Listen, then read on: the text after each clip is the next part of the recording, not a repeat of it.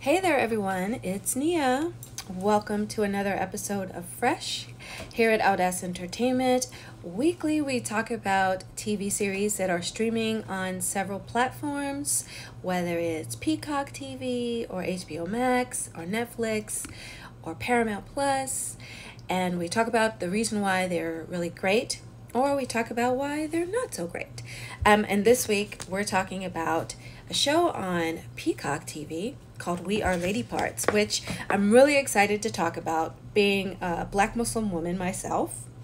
I guess I should start off by introducing myself to all of my new followers. If you're new to the episode, my name is Nia Malika Dixon. I'm an independent writer, director, producer from Baltimore, living in Los Angeles, and I'm a Black Muslim woman. And I'm a storyteller who loves being a part of the audience. And Fresh is it's a weekly series that I started just so I can give insight to why so many particular shows do so well, why they're so entertaining. And I think we've maybe talked about one or two that weren't. I'm not sure, but I don't really like to dwell on those because for the most part, all of the shows that are on any streaming platform really set the bar high. And we've discussed drama, we've discussed action, sci-fi, comedy, and just it runs the gamut. And I do want to say that being a Black Muslim woman myself, I've been on the hunt for stories that really speak to me and the kinds of stories that I'd like to see. And as an audience member, I've been looking for stories that have me in them. We're almost there. We Are Lady Parts is British. So there's a bit of a cultural divide, but there are some Black Muslimas in this show, Black Muslim women in this show. So let's just jump right into it. If you're familiar with We Are Lady Parts and you're in the Muslim community, you know that it's a little bit of controversy surrounding the series because, you know, for the most part, it's women in the show being whomever they really want to be. And being a part of the Muslim community, you know, that's often not met with a positive response. Especially if you as a Muslim woman want to be a punk rocker and play guitar in a punk band with lyrics that include profanity and talk about things like sex. So, or Voldemort. So that being said, We Are Lady Parts has all of that in it. And one of the reasons why it is such a good series is because not only is there representation of many different personalities and many different interpretations of what it means to be a Muslim woman, there are also many references to different cultural interpretations to our social participation. And that runs the gamut from being a stay-at-home mom, or being a college student, or being a butcher. One of the characters is an actual butcher. Actually, she's my favorite character. We'll talk about that in a minute. And then even one of the characters, she wears niqab. And I really love that because we never get to see her face, which is really dope. That's one of the cool story devices that the show does employ, which is not showing her face, even when she's not wearing her niqab, which I thought was pretty cool.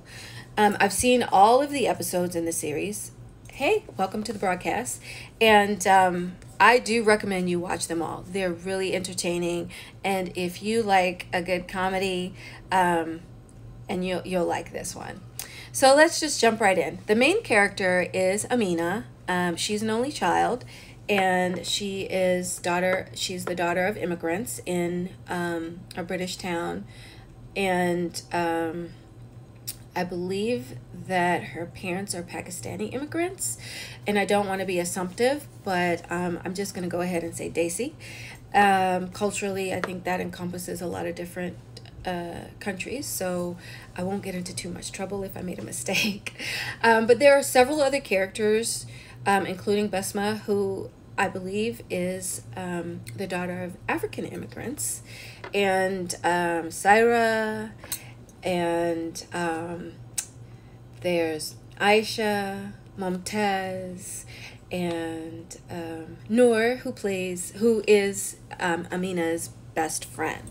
So you've got several different characters who are Muslim women, but the main characters belong to the punk band We Are Lady Parts. And the pilot episode gives us the introduction to how Amina becomes one of the key members of this punk band. And one of the things that I love about this show is that it balances comedy and drama in such a cool way. So not only do we get a lot of funny moments, but we also get some very heartfelt moments too. And I believe that that's a really good balance. And when we meet Amina, the first thing I want to say about her is that she's so adorable. Like, she's one of those characters that I just want to do like this for. And she really does touch your heart. She's very sweet. She's very earnest. And she really wants to be a good person, which is always a great characteristic in your main character. She's not very two-dimensional, which is also another great characteristic. That I want to say. Although she is cute and she wants to be a good girl, she also has quirkiness about her that makes her so interesting. And one of the story devices that the show uses is that we get a peek into her imagination. So not only do we get to see her as a character in her element, but we also get to see her in her own imagination. So when she's in a moment, and then there's voiceover, which is not intrusive either. So there's like two different story devices going on. However, they're very seamless. And so even when she's in a moment, like for example, she's on a date, but we get some insight into what she's thinking and feeling, and that plays out comedically often. So that is pretty cool. So she's not two-dimensional. She has depth. And one of the cool things about her is her sense of humor. And that I think you'll be entertained by. So Amina is a lot like most Muslim women that I know who are confronting their identity with regard to who they want to be once they leave their parents' homes. So she's a college student, and she's, I believe, getting her PhD in microbiology. And she definitely wants to get married. And usually that's our transition as Muslim women when we leave our parents' home.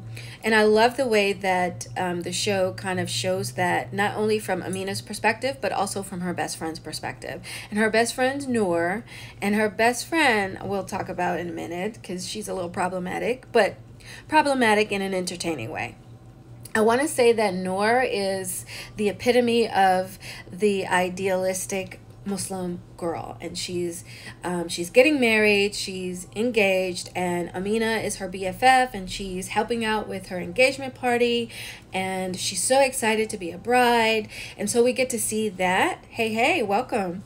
But we also get to see Amina's perspective, because she's like, I want to do that too. However, that may not necessarily be for Amina, because Amina loves music and she loves playing. And when we first meet her, she's teaching kids how to play guitar, even though she's really badass at it. And the cool thing is she has her parents' support. And so even though she wants to be this traditional good girl Muslim and get married like her BFF Noor, that's not necessarily who she is. And so one of the cool things is Amina's mother has such a great characteristic where she has no filter.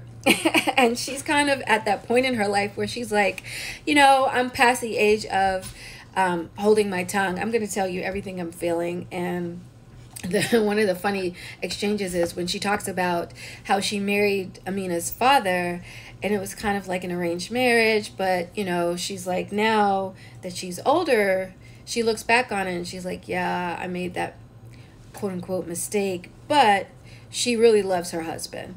And she says that she doesn't want that same thing for Amina, to be in this arranged marriage situation, to marry somebody she doesn't really know. And so her mom's pretty badass though, and her dad's super supportive, especially with her music. And I think that has a lot to do with the fact that her dad is a music fan as well. So before I get into like all the story, I'm not going to spoil it for you. I'm just going to say watch all of the episodes, because Amina's arc does take her somewhere that's unexpected, but also very, very joyful, especially if you love punk music. And then I want to just go back to the characters, because characterization is so important for good storytelling. And you know, when you are in this show, it's easy for you to get caught up in all the different characters, and they're very like I said, diverse. They're very different. And so you get to see Besma, who's a Black Muslim woman. She's married and she has a daughter, and her daughter's pretty dope. Her daughter's so smart and funny and just so cool. But you also get to see her perspective of being a part of this band. Even though she doesn't work and she's a quote-unquote stay-at-home mom, she really does pursue her art. She's an artist, and she also plays in the band. So we get to see her contribution to the band. We also get to see her insider life with her husband. But then you also get to see a niqabi and how she acts and her family acts about her being in a, well, she's technically not in the band. She's the band manager, which is pretty dope. And then Saira, she's the one who's my favorite.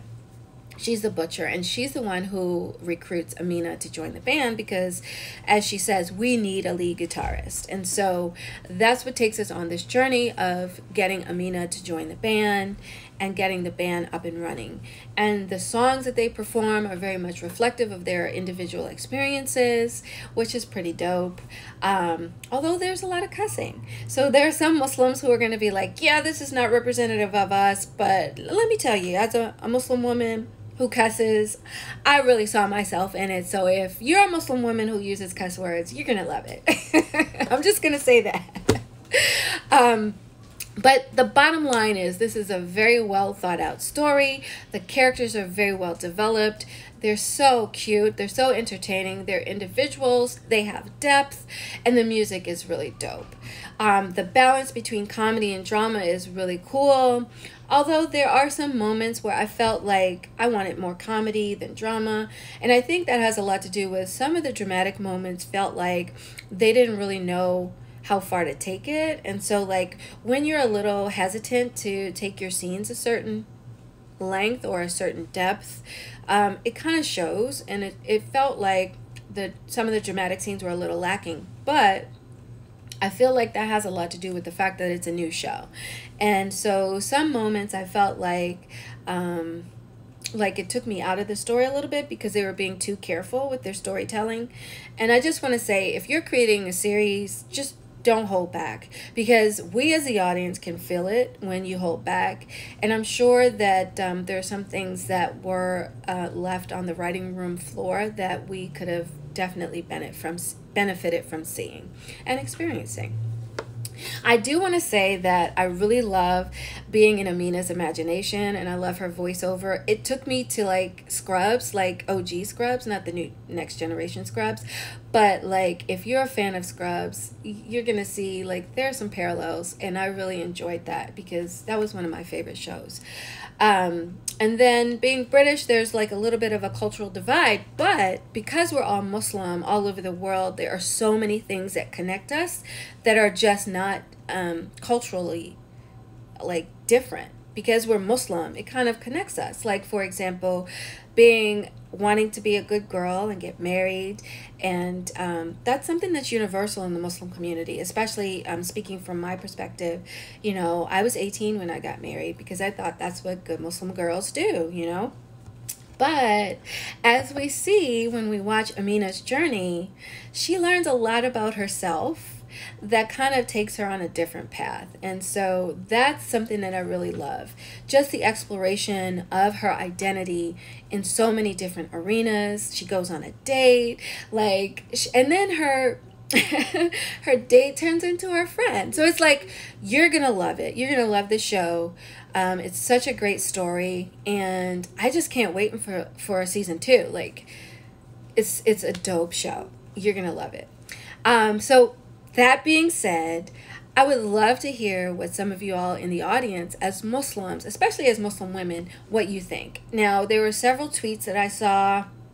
I don't know if you've seen any tweets. There were some like controversial comments that were made about the show that I think were good discussion, because on both sides, there's like, one side is saying that it's not very representative of being Muslim because there's cussing and, you know, some of the topics of sex and whatnot.